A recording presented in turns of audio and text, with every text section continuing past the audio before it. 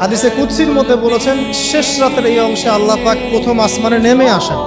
আরশে আজিম কত উপরে, আল্লাহ পাক প্রথম আসমানে নেমে আসেন মানে আল্লাহ পাকের রহমত কি হয়, একদম কাছাকাছি চলে আসে। আল্লাহ পাক দোয়া কবুল করার জন্য বলেন, কে আছো আমাকে ডাকবে। আল্লাহ পাক আহ্বান করেন, কে আছো পৃথিবীবাসী আমাকে ডাকবে, আমি তার ডাকে সাড়া দিব। কে আছো আমার কাছে দোয়া করবে, আমি তার দোয়া কবুল করব। কে আছো আমার কাছে ক্ষমা চাইবে, আমি তোমাকে ক্ষমা করে দেব।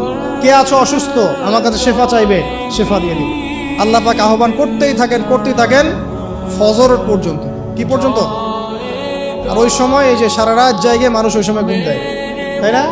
ঠিক ওই সময় দেখবেন শহর কেন্দ্রিক জীবনে লক্ষ লক্ষ মানুষ জেনা করতেছে ওই সময়।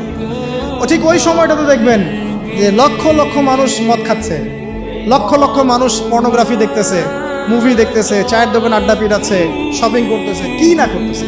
আল্লাহ পাকে আহ্বান করছেন ওই সময়, আল্লাহ পাকে আহ্বান করছে, কে আসো, কে আসো আমাকে ডাকবে, কে আছো।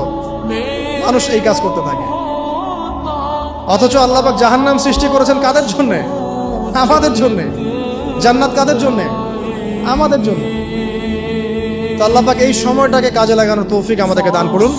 এই সময় উঠে যতটুকু আপনার সামর্থ্য হয়, 2 রাকাত পারলে 2 রাকাত, 4 পারলে 4, 6 পারলে 6, 8 পারলে 8, 20 পারলে 20, যত রাকাত পারেন আপনি 2 করে নফল নামাজ পড়তেই থাকেন। এই সময় নবীজি নামাজ পড়তেন এমনভাবে যে তার পা ফুলে যাইত। 1 রাকাতে 4.5 পারা কোরআন তেলাওয়াত করেছেন। আমাদের তো এত ক্ষমতা নেই, আছে? আচ্ছা নেই, সূরা ইখলাসটাই পড়েন, একবার না পড়ে 10 বার পড়েন, 20 বার পড়েন, পড়া যাবে না? 1 রাকাতে 12 বার সূরা পড়া যাবে না? যাবে। একটা আয়াতও বারবার পড়া যাবে না?